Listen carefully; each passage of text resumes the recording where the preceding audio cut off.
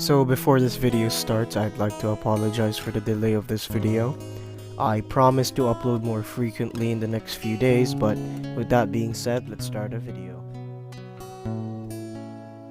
So I'd like to start off this video by saying that this guy is basically Hope's forgotten cousin. Because this guy plays with 10-finger claw, but get this, on gyroscope, and you may be wondering how, and well, that's because he holds his phone using the lower part of his palm, and he also doesn't use both a phone case and also headphones whenever he plays. Or maybe he uses Bluetooth headphones, I don't actually know myself since I was never told, but anyways, this brings me to my next topic, and that's what phone does he use.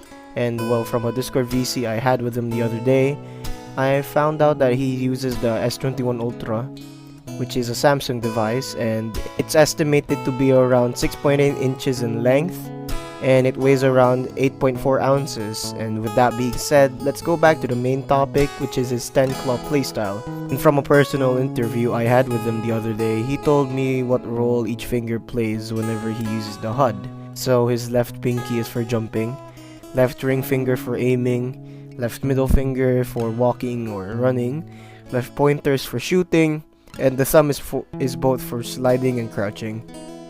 And now with his right hand, he uses his right pinky for reloading, right ring finger for proning or drop shotting, right middle finger is for moving his sight, basically looking around, basically the same as his left ring finger, but moving on to his right pointer finger, which helps him check the scoreboard, helps him open emotes, chats, and it also shows the objectives.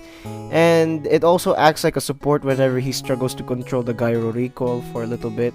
And lastly, his right thumb is for planting and defusing the bomb, switching weapons and picking up new weapons, and lastly, nuking. And now that we know what phone he uses and what fingers he uses for certain things, I decided to ask him during the interview about his thoughts on 10-claw with gyroscope. And here's what he said word by word. It's just for show and it doesn't make you any better, but you can master it and get better at it. But it's just for fun. And it's painful sometimes, but it's still fun. It's amazing, and it's funny with people's reaction for not being able to believe that you can do it. But after that, I asked him what he thought were the easiest guns to use with 10-claw gyroscope. And he gave me the following guns, which were the BK57, the LK24, and the Holger. But enough with the easy to use weapons. What about hard to control recoil guns such as the MSMC? Well, it turns out that it was very difficult at first, but after a while you just get used to it and it gets easier. But what about one-tap weapons? Well, what does he think about sniper rifles and shotguns? And here's what he said. It was really fun. I loved using shotguns and snipers, but with gyro, it's meh. I barely use it. Because with snipers, my gyro sensitivity is 20. Sometimes I use the gyro to save myself because my finger slips, so I use gyro to help me with the final push to lock onto the enemy.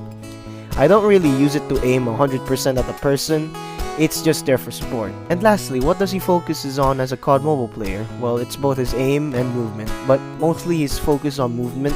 Like, his aim is good, but it's his movement that he's really focused on right now. And with that being said, I'd like to thank you for staying here until the end. And I'd like to take this chance to announce that I now have a Facebook page. Link is going to be in the description. And I'll see you in the next video. Peace. Strike incoming.